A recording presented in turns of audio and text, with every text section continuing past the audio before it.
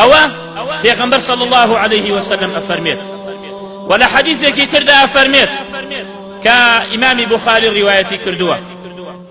أفرميت إن مما أدرك الناس من كلام النبوة الأولى قسەی پێغەمبەران کە گەیشتووەتە خەڵکی کە خەڵکی وا تێگەیشتون لە قسەی پێغەمبەران ئەوەیە من كلام النبوة الأولى إذا لم تستحي فاصنع ما شئت ئەگەر حەیات نییە چی ئەەکەی بکە پێغەمبەران وا بووە ئەگەر کەسێ حەیای نەبوو هەرچی بڵێ ئەیکە چونکە حەیای نییە کە حەیا ڕۆی ئێتر ناگەڕێتەوە وەکو باسمان کرد حەیا و پارە و عیلم کردیان بە مناقەشە وتیان ئەی عیلم ئەگەر تۆ دیار نەمێنی لەکوێ دەسەکەوی وتی لە مزگەوتەکان دەسەکەوم وتیان پارە ئەی ئەگەر تۆ نەبی وتی لە بازاڕەکان دەسەکەوم وتیان حەیا ئەگەر تۆ بڕۆی لەکوێ دەسەکەوی وتی من بڕۆم ناگەڕێم و دەست ناکەو حەیا دەست ناکەوی ئەگەر بڕۆ بۆیە فەرموویانە إذا لم تستحي فاصنع ما شئت دو معناي هيا أجر كسي حياي نبوتيا كابابكا أما وعيد لخواوة أما هرشيك لخواوة اعملوا ما شئتم خوا فرمية كردوا بكن شيا كان بكن بكيف خوتان بلام لقيامتا جزاك يبين النوى كسي حياي نبوتي بلي أيتا وإذا لم تستحي فاصنع ما شئت أجر كردارك يا وتنيك حياي تيا يعني حياي تيابو يعني حلال بو أو بك فاصنع ما شئت ما ترسى بك أما معناه كتري بويا صفتك زور جوانا برا كانم خصوصا لآفرتان كآفرتان زور بيان كم حيابنا بلكو بي حيابنا بي إيمان بنا شون تا شون خرافتري خو هەنێک شوێن هەیە کاتی ئەچی تیایدا قەسەم بەخوای گەورە لەو شارەدا دە ئافرەت نابینی بە حەیا حورمەت و حشمەت بێت ئافرەتی بە حەیا نەماوە کەمە جا هەوڵ بدەین ئەو ئافرەتانەی بازاڕش گشتی کەسی ئێمەیە دایکی ئێمەیە کچی ئێمەیە و خوشکی ئێمەیە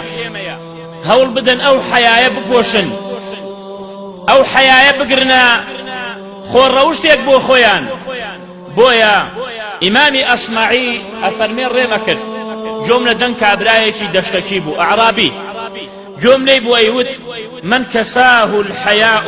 ثەوبەه هەر کەسێ حەیا بکاتە پۆشتە و بیکاتە بەری خۆی لەم یەڕە الناس عەیبەه ئەوە خەڵکی عەیبی ئەمە نابینن مادام خۆی بە حەیا کردووە خەڵکی عەیبی ئەم نابینن ئەگەر تۆ بە حەیابی و بە شەرم بیت عیبت شەبێ خەڵک لە ڕوونایە باسی عیبەکەت بکە وعەبدوڵای کوڕی مەسعود ووهبی کوڕی منەبه ئەفەرمون الإيمان عريان ولباسه التقوى وزينته الحياء تشبيه أن كردب بياو إيمان وتوانا إيمان روتا وكو كسيك الروج بيت ولباسه التقوى بلام لباسي أو إيمانا تقوايا تقوى أي بوشي أو إيمانا وزينته الحياء وجواني أو بوشاك كالبرتا بوشاك ناشرين أو بوشاك يجوانا هردوشي هر بوشاك بلام أو بوشاك جوانا حياكت وايلي كردوك جوانت بكا حياكت وايلي كردوك جوانت بكا وأفرمي عبد الله كري مسعود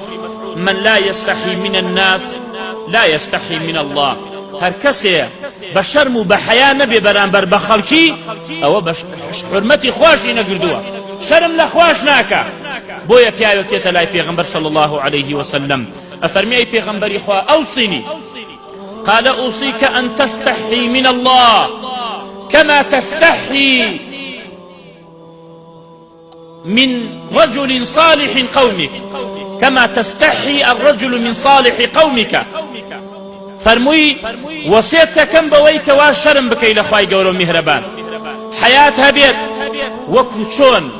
ئەوەنە حەیات هەبێت لە خوای پەروەردگار وەکو چۆن ڕەئیس عەشرەتەکەت کە دەمسپی قەومەکەت